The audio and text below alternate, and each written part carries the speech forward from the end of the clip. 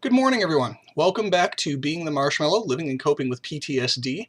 This is part 2 in my series on triggers. In part 1, I discussed, I discussed what a trigger is. I defined the term and I offered some examples.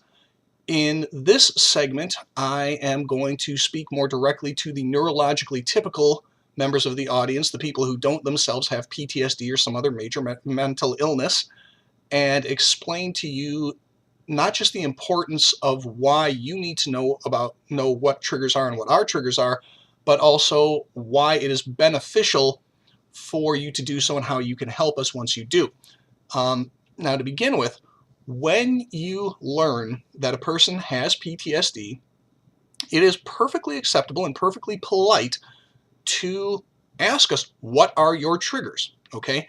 You may think that this is an extremely intimate and inappropriate question to ask, kind of like, making inquiries into the details of a person's love life, okay? It's not. What you are doing, what we are hearing when you find out we have PTSD and you ask us, can I ask what your triggers are, is you are actually saying to us, I care enough about you that I don't accidentally want to hurt you. I don't want to do something to you through my own personal lack of knowledge that is going to activate this horrible disease that you suffer from and cause you psychological and quite likely physical pain in the process. I don't want to do that. I want to help you as much as I can. So it is completely appropriate for you to ask us this question.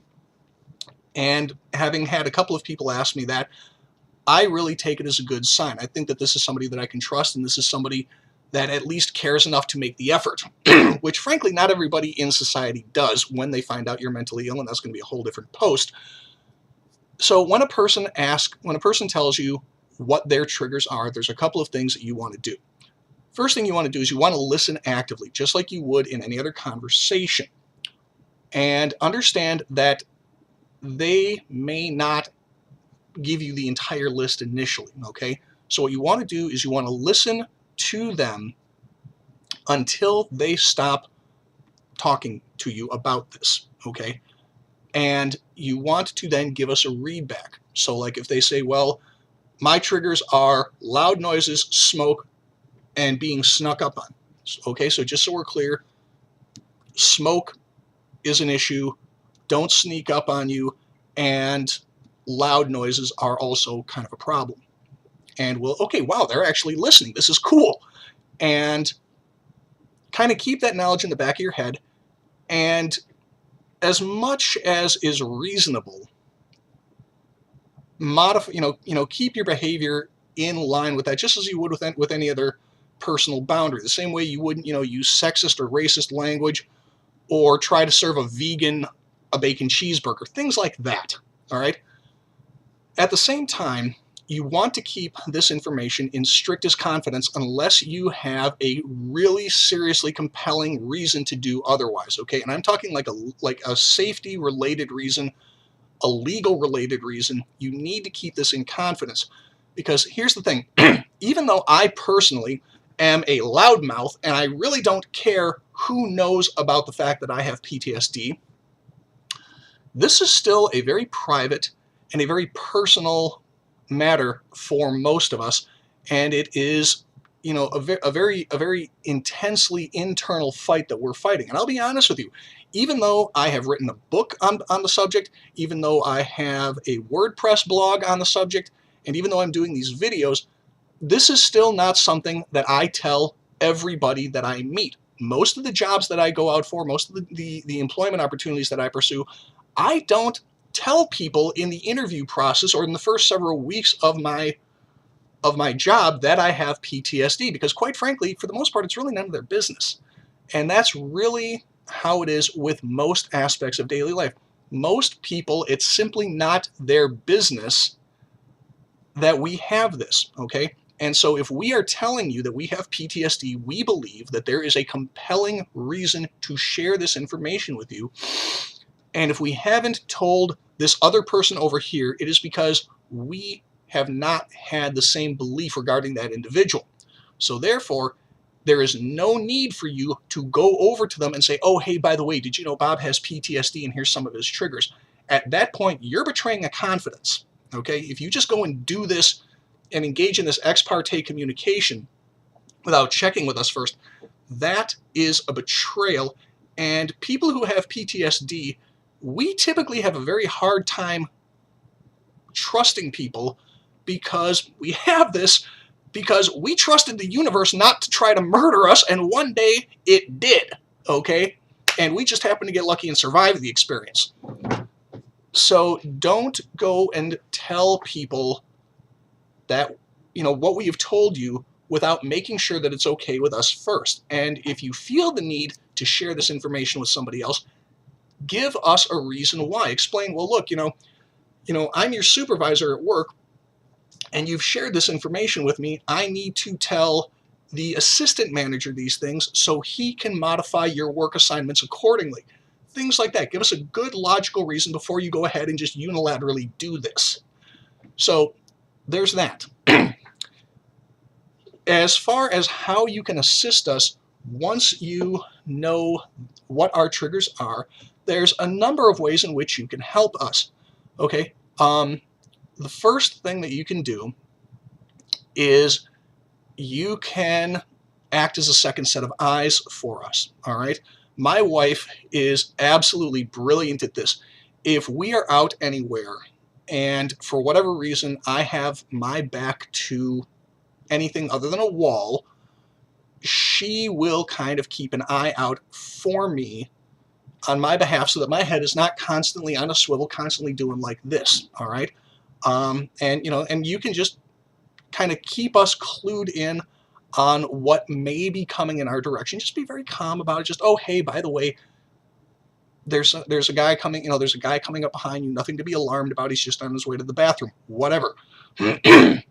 In the work environment, because most of us have to work outside of the home, you can, by knowing what our triggers are, you can, within reason, craft our work assignments in such a way as to limit this, okay? Going back to my wife works with a guy who also has this, and she works in a call center, and one of her colleagues has post-traumatic stress, same as me, and instead of giving him a desk that is in the middle of the room where he's surrounded by other people, what his supervisor did, because they learned that having his back to other people is a trigger, they assigned him a desk all the way to the rear rank. So the only thing behind him is a wall and a little walkway where people very, very occasionally will walk past. And that really helps a lot because it's one less piece of signal information coming in, one less thing that is going to activate our anxiety, that is going to activate our combat responses, that is going to possibly set us off into a flashback or a panic attack or a rage episode, okay? And so that's one of the things that you can do. The other thing that you can do is you can be more aware of what is going on with us, because symptoms don't always look like they show in the movies and on TV. PTSD is not really a big cinematic disease, okay? Yes, there are moments where it gets a little bit flashy, like if you have a panic attack. I personally have passed out and vomited multiple times from panic attacks because my body just got overwhelmed by it. And that makes great TV. That makes great drama. You see that on TV. It's like, oh my God, that poor guy, he's so sick. But at the same time, I can have a dozen flashbacks surrounded by my friends and family. And in fact, one time I was actually going out with my ex-wife, and I was sitting in the back seat of the car, and in the 10 blocks it took us to get from our home to the coffee shop where we were meeting these people, I had 3 flashbacks, 3 full sensory hallucinatory episodes that my ex-wife, who at the time I'd been married to for like 15 years and who knew me better than anybody, was completely unaware of. And I was sitting literally close enough to put my hand on her hair, okay? And she had no clue that this was happening, not because she was ignorant or a bad person or in any way, lacking in empathy. It's because it's such an internal experience. And so what you can do is, if you know what our triggers are, you can kind of read the environment and then read what is going on with us to determine, hey, maybe they need a little bit of help. Okay. For instance, if you know that loud noises are a trigger for us, like say, we're going out to, like say, to watch fireworks. For veterans, fireworks are a very, very common trigger, and it's normal for guys who've been in the service and have PTSD to be affected by this. So if we're in an environment where you observe stimuli that we have communicated to you is typically a trigger for us, and you see us reacting in ways that are not usual to us, if we suddenly go very, very still, or if we suddenly seem to be much more hyper alert, or if we suddenly start acting as if, we're not doing something combat related, but like we're suddenly positioning ourselves as if we are in anticipation of a physical attack, or our breathing seems elevated and we seem to be getting more noticeably scared. These are all ways in which you can pick up that we have probably been triggered, because you make the association. Oh, okay, well, there's this big loud noise, and all of a sudden Bob is, he's going from joking around and telling stupid jokes and telling the story about the time he mixed fireworks with marijuana, to he's frozen and he's looking around like he's wondering what's going to jump him. Okay. At that point, you can ask us, hey, are you okay? Is everything all right? And it doesn't have to be anything big. You can just say, hey, look, is everything okay? Do you need a minute? Do you need to get to a safe space? And by doing that, you can assist us in coping with the disease, and you can take some of the edge off, and you can make it much more manageable and enable us to have a better quality of life overall. So that is the reason why it is so important. Okay. The other thing you can do is you can kind of rein in other people who may do things which will set us off. We all know that prankster who thinks it's funny to come up and sneak up behind people and boo and startle us. If you see that guy coming, or of that guy, you can tell him, hey, look, don't do that to that person. Okay, just don't do that to them. Okay, it's not cool. And it's another way in which you can assist us, and which we will be very grateful for. So that is pretty much what I wanted to cover, and I will see you guys next week. Thank you very much for watching. Thank those of you in the neurologically typical community for helping us out and having our backs.